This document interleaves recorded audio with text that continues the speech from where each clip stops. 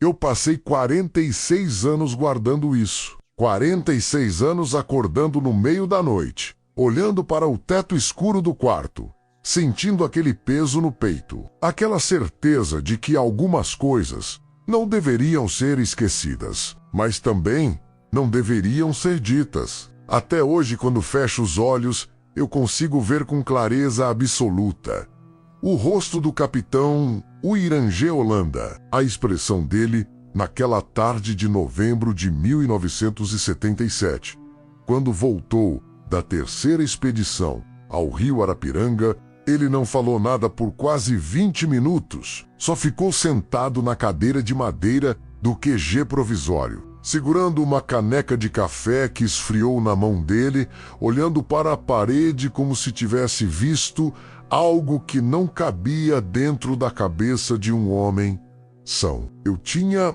19 anos, era soldado raso. Meu trabalho era organizar mantimentos, catalogar relatórios, manter o rádio funcionando. Eu não fazia parte da equipe oficial da Operação Prato, mas eu estava lá. Eu vi coisas, eu li coisas e, principalmente, eu ouvi coisas que nunca deveriam ter chegado aos meus ouvidos. Você já ouviu falar da Operação Prato, com certeza. Talvez já tenha visto os documentos desclassificados, as fotos granuladas de luzes no céu, os relatórios técnicos cheios de termos militares. Talvez até conheça a história oficial, uma investigação da aeronáutica para apurar relatos de objetos voadores não identificados no interior do Pará entre 1977 e 1978. Mas a história oficial, ela é como uma fotografia recortada. Você vê a imagem, mas não vê o que estava fora do quadro. E o que estava fora do quadro, isso sim, muda tudo. Eu nunca contei isso, nem para minha esposa, nem para meus filhos. Fiz um juramento, é verdade, mas não é só isso. É que tem coisas que, quando você fala em voz alta, elas ganham peso, elas se tornam reais de um jeito diferente. E aí você precisa lidar com o olhar das pessoas, com a dúvida, com o medo. Mais recentemente, alguma coisa mudou dentro de mim. Talvez seja a idade. Talvez seja o fato de que a maioria dos homens que estavam lá comigo já não estão mais aqui. Ou talvez seja porque eu finalmente entendi que o silêncio não protege ninguém. Ele só alimenta o esquecimento. E esquecer isso? Não. Isso não pode ser esquecido. Então, se você está assistindo a este vídeo, saiba que o que vou contar agora não é teoria da conspiração. Não é folclore. Não é delírio de um velho militar aposentado tentando chamar atenção. É testemunho, é memória e, acima de tudo, é um alerta. Se você se interessa por relatos como este, histórias que ficaram enterradas por décadas, longe dos holofotes e da versão oficial, menos considere se inscrever no canal, porque o que vou revelar aqui, nos próximos minutos, nunca foi dito publicamente por alguém que esteve lá dentro. Deixa eu te dizer uma coisa. A Operação Prato não começou em 1977. Ela começou meses antes. Talvez até anos antes. O que aconteceu oficialmente em outubro de 77 foi apenas a formalização, o momento em que a aeronáutica não conseguiu mais fingir que não estava acontecendo nada, porque as pessoas estavam morrendo. Não muitas, não o suficiente para virar manchete nacional, mas o suficiente para que os moradores de vilas, como Colares, Baía do Sol, Santo Antônio do Tauá, começassem a ter medo de sair de casa depois que escurecia. O suficiente para que mães trancassem seus filhos dentro de casa. Para que pescadores recusassem sair para o rio à noite. Eles chamavam aquilo de chupa-chupa. Luzes no céu que desciam, que perseguiam, que queimavam. Eu sei como isso soa. Eu sei. Mas quando você lê dezenas de relatórios médicos descrevendo queimaduras em formato de feixe, marcas de punctura sem explicação, pessoas que desmaiavam sem motivo aparente e acordavam horas depois com os olhos vermelhos e o corpo fraco, você começa a perceber que alguma coisa estava errada, muito errada, e foi aí que mandaram o Capitão Holanda, um oficial sério, respeitado, técnico. Ele não era maluco, não era sensacionalista. Era exatamente o tipo de homem que a Força Aérea Brasileira colocaria à frente de uma missão delicada. A missão dele era simples: investigar, documentar, registrar. E foi isso que ele fez. Só que o que ele encontrou não era simples. E o que fizeram com o que ele encontrou? Isso é o que nunca te contaram. Meu nome não importa. O que importa é que em 1977 eu era apenas um garoto do interior de Minas Gerais, que tinha entrado para o exército um ano antes. Não tinha grandes ambições. Queria estabilidade. Queria servir o país. Queria uma vida honesta. Fui designado para uma base de apoio em Belém.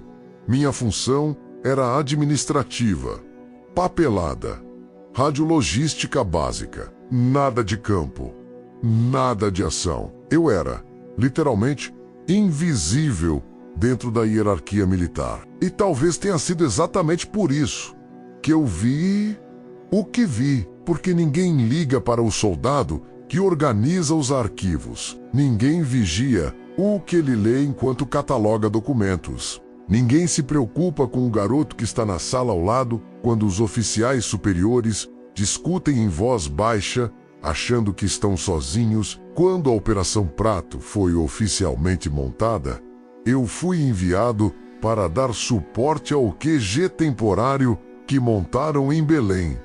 Era um prédio antigo, meio improvisado, com ventiladores barulhentos e paredes finas. Meu superior direto era um sargento rabugento que mal falava comigo. Eu não fazia parte do núcleo de investigação, não ia para o campo, não tirava fotos, não entrevistava testemunhas, mas eu recebia os relatórios. Eu arquivava as fotografias, eu transcrevia as gravações.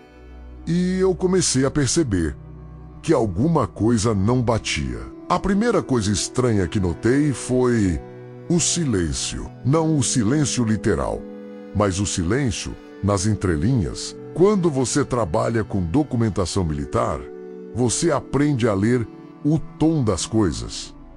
Relatórios de rotina têm um padrão, um ritmo. Eles são objetivos, frios, previsíveis. Os relatórios que começaram a chegar da Operação Prato eram diferentes.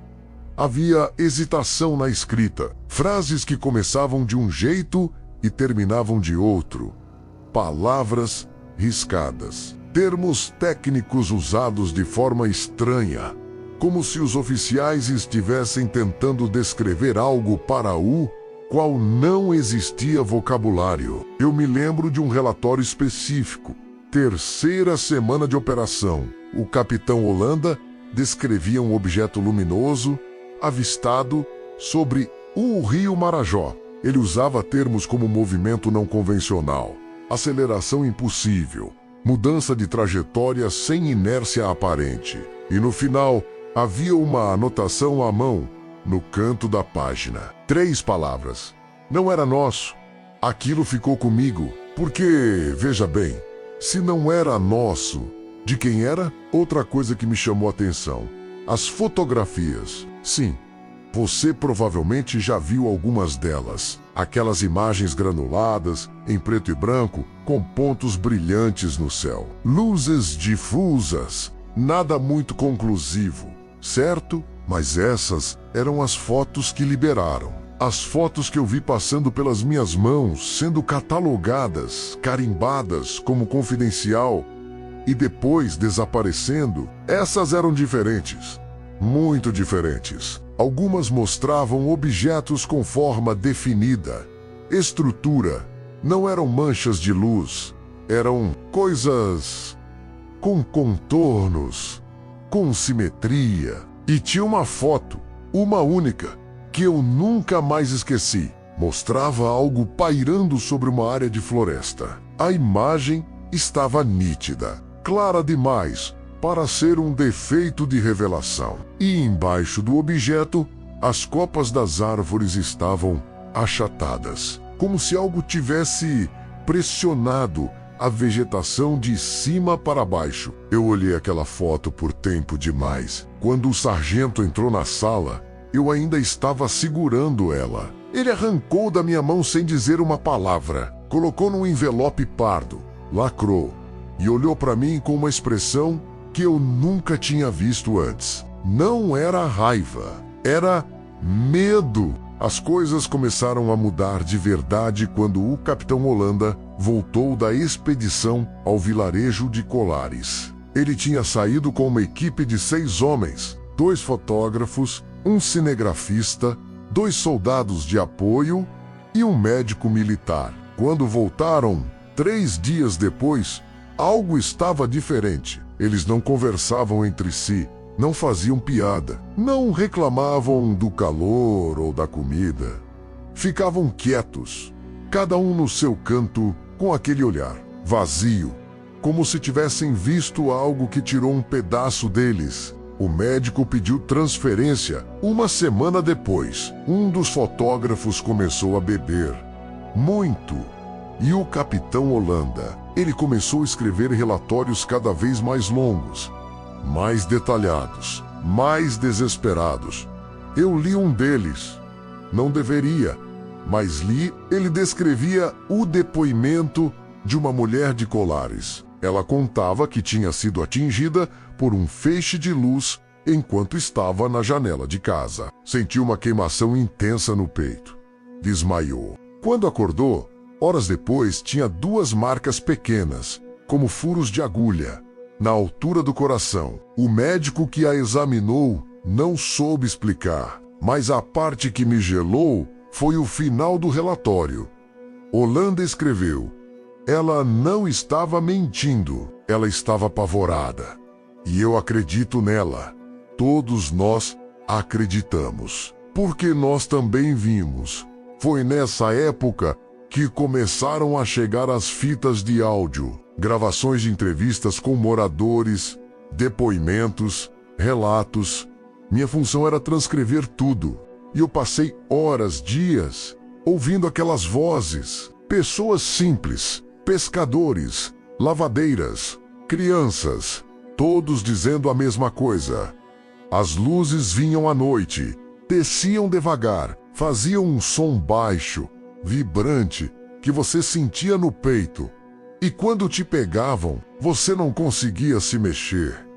Não conseguia gritar. Você só apagava. Um homem, um senhor de uns 60 anos, chorou durante a entrevista. Eu ouvi o choro dele através dos fones de ouvido, sentado naquela sala abafada em Belém, e senti um arrepio que subiu pela minha espinha.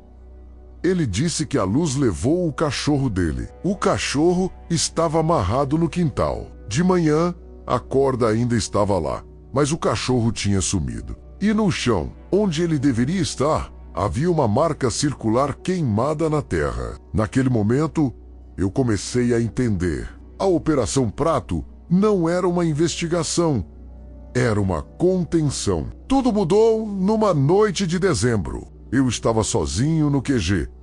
Era tarde, quase meia-noite. O sargento tinha saído mais cedo e eu fiquei organizando os arquivos do dia.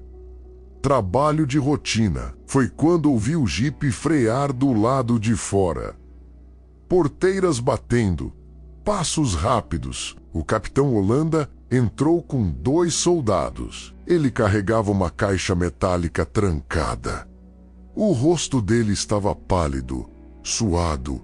As mãos tremiam. Ele me viu, parou por um segundo e disse: "Você não viu nada, entendeu?" Eu assenti. Ele trancou a caixa num armário, pegou a chave e saiu sem olhar para trás.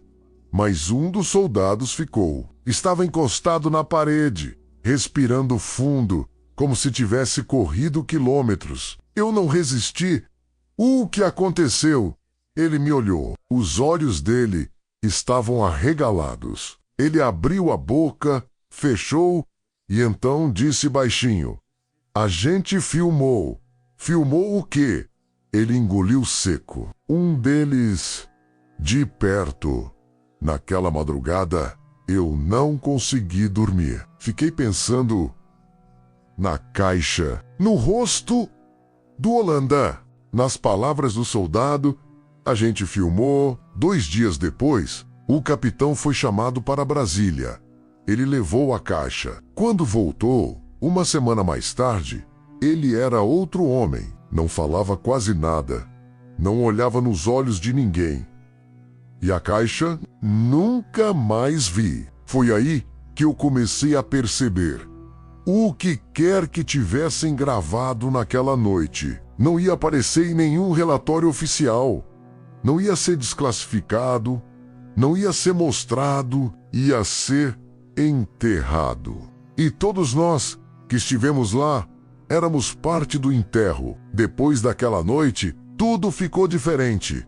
O clima no QG mudou. As conversas eram sussurradas. As ordens vinham direto de Brasília e ninguém questionava mais nada. O capitão Holanda passou a evitar contato.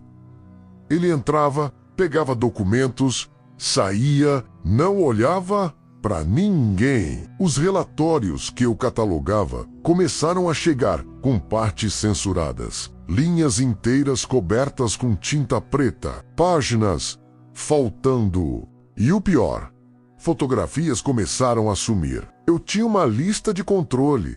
Sabia quantas fotos tinham sido tiradas, quantas estavam arquivadas. Os números não batiam mais. Uma tarde, encontrei o soldado que tinha falado comigo naquela noite. Ele estava sozinho, fumando perto do estacionamento. Eu me aproximei, tentei puxar assunto. Ele me cortou antes que eu terminasse a frase. "Esquece o que eu disse." "Mas..." "Esquece." Ele jogou o cigarro no chão, pisou em cima e foi embora. Nunca mais conversamos. Foi nessa época que começaram os rumores. Um dos fotógrafos tinha tentado tirar cópias das imagens. Foi transferido, ninguém soube para onde. Outro soldado comentou algo com a família. Recebeu uma advertência formal. A mensagem era clara: silêncio, e eu comecei a sentir o peso desse silêncio dentro do meu próprio peito. Em janeiro de 1978, a Operação Prato foi oficialmente encerrada. Sem cerimônia, sem explicação, apenas uma ordem de cima: desmobilizar, arquivar tudo, retornar às bases de origem. Eu ajudei a embalar os últimos documentos. Caixas e mais caixas foram lacradas e enviadas para Brasília. Nunca soube o que aconteceu com elas. Uma semana antes de eu ser transferido de volta para Minas, recebi uma visita. 2 homens de terno. Não eram militares. Pelo menos, não usavam farda. Eles se sentaram comigo numa sala vazia. Não se apresentaram. Um deles colocou uma pasta sobre a mesa. Abriu. Dentro havia uma folha datilografada. Era um termo de sigilo. Ele deslizou o papel na minha direção e disse, com voz calma: "Você vai assinar isso e vai esquecer tudo que viu aqui." Eu li o documento. Basicamente, dizia que eu estava proibido de falar sobre qualquer coisa relacionada à Operação Prato, sob pena de processo militar, prisão ou pior. Assinei. Não tive escolha. Antes de sair, o homem se inclinou para a frente e disse algo que nunca saiu da minha cabeça. Tem coisas que as pessoas não estão prontas para saber. E você não viu nada de importante. Entendeu? Eu assenti. Mas a forma como ele disse aquilo não era uma orientação, era uma ameaça. Voltei para Minas no final de janeiro de 1978. Cumpri o resto do meu serviço militar em silêncio. Fui dispensado 2 anos depois. Tentei tocar a vida, mas algumas coisas você não consegue deixar para trás. Eu tinha pesadelos, sempre os mesmos. Luzes no céu, o rosto do Capitão Holanda, a caixa metálica, as vozes nas gravações, o choro do velho falando do cachorro desaparecido. Acordava suando, de madrugada, olhando para o teto, e me perguntava: o que realmente aconteceu naquela noite que eles filmaram? Durante anos, eu evitei o assunto. Não lia sobre UFOs, não assistia documentários, não comentava com ninguém. Casei, tive filhos, trabalhei, vivi uma vida comum, mas por dentro eu carregava aquilo, como uma pedra no estômago que nunca dissolve completamente. Em 1997, 20 anos depois, eu vi algo que me deixou gelado. Uma reportagem na televisão, o capitão Irangê Holanda tinha dado uma entrevista. Publicamente, ele contou sobre a Operação Prato, mostrou algumas fotos, confirmou que tinha visto objetos que não podiam ser explicados. Ele disse que guardou aquilo por anos, que o silêncio pesava, que era hora de falar a verdade. Eu fiquei paralisado na frente da TV. Pensei, ele teve coragem? Ele falou: 3 meses depois, o Capitão Holanda foi encontrado morto. Suicídio, disseram. Enforcamento. Eu li a notícia no jornal. Minha mão tremia segurando a página. Suicídio. Mas eu me lembro do homem que ele era: sério, firme, determinado. E me lembro da forma como ele olhou para mim naquela noite de dezembro, segurando a caixa. Aquele não era o olhar de um homem que desiste. Era o olhar de um homem que viu algo que mudou tudo. Desde então, eu vivo com uma pergunta que não me deixa em paz. O que realmente estava naquela caixa? E mais importante, por que tanta gente precisou ser silenciada? Hoje, mais de 4 décadas depois, eu ainda me pego olhando para o céu à noite.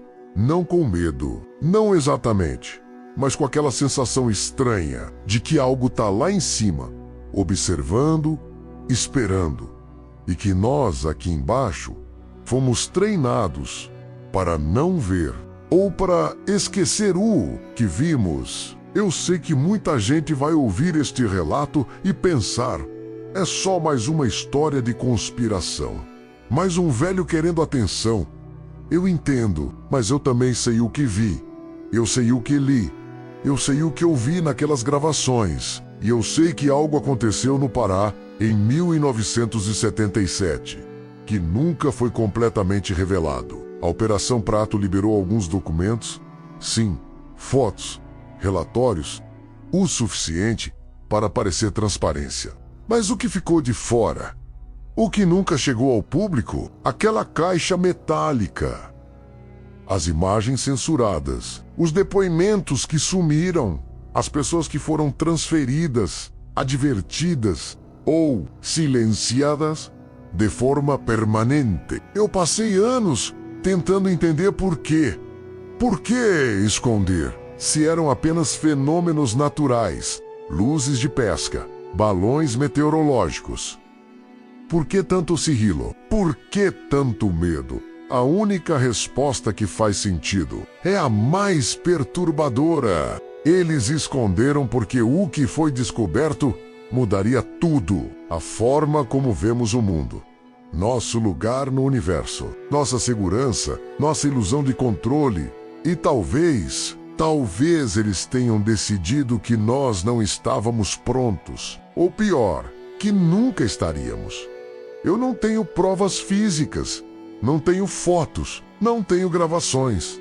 Tudo que tenho é memória e a convicção de que o silêncio protege algo muito maior do que imaginamos. Às vezes eu me pergunto, quantos outros como eu existem por aí? Quantos soldados oficiais, técnicos, pessoas comuns que viram pedaços dessa história e nunca falaram? Quantos levaram isso para o túmulo? E quantos ainda estão vivos, como eu, carregando esse peso, esperando o momento certo para falar, ou esperando que alguém finalmente faça a pergunta certa? Eu não sei o que realmente aconteceu naquela noite em que o Capitão Holanda voltou com a caixa. Não sei o que estava dentro. Não sei se algum dia vou saber, mas eu sei uma coisa: eles não queriam que ninguém soubesse. E isso por si só já diz tudo. Então, eu te deixo com as mesmas perguntas que me acompanham há décadas. O que a Operação Prato realmente descobriu? Por que homens sérios, treinados, racionais, voltaram daquelas expedições transformados?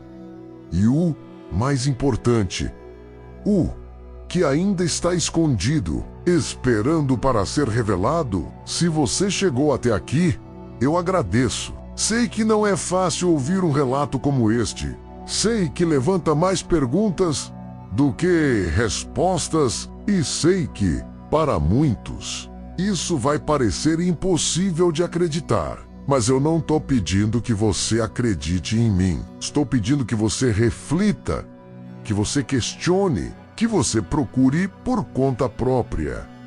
A Operação Prato aconteceu. Isso é fato. Os documentos desclassificados estão disponíveis. As fotos existem. Os depoimentos dos moradores de Colares, Baía do Sol, Santo Antônio do Tauá, eles estão registrados. O capitão, o Irangê Holanda, realmente deu aquela entrevista em 1997. E ele realmente morreu 3 meses depois. Esses são fatos. Você pode verificar. O que eu trouxe aqui hoje foram os bastidores. As coisas que não aparecem nos arquivos públicos. O lado humano. O medo. O silêncio. A pressão e a sensação que até hoje me acompanha menos de que a versão oficial é apenas a ponta de um iceberg muito maior e muito mais profundo. Eu não sei se algum dia a verdade completa virá à tona. Talvez não venha. Talvez existam segredos que são grandes demais, pesados demais, perigosos demais. Mas eu também acredito que as pessoas têm o direito de saber, têm o direito de decidir por si mesmas o que é real e o que não é. E por isso eu decidi falar. Depois de 46 anos, eu decidi quebrar o silêncio. Agora, eu quero saber o que você pensa. Você acredita que há coisas sendo escondidas de nós? Que governos ao redor do mundo sabem mais do que admitem? Ou você acha que tudo isso não passa de interpretação exagerada de eventos naturais? Deixe sua opinião nos comentários. Eu vou ler. E quem sabe, outros que viveram experiências parecidas também vão se sentir encorajados a falar. Se este relato te impactou de alguma forma, considere deixar um like. Isso ajuda outras pessoas a encontrarem este vídeo. E se você quiser acompanhar mais histórias como esta, menos relatos reais, testemunhos que ficaram enterrados, mistérios que desafiam explicação, se inscreva no canal, porque essa não é a única história que eu tenho para contar. Obrigado por me ouvir. E lembre-se, nem tudo que brilha no céu é uma estrela, e nem todo silêncio é inocente.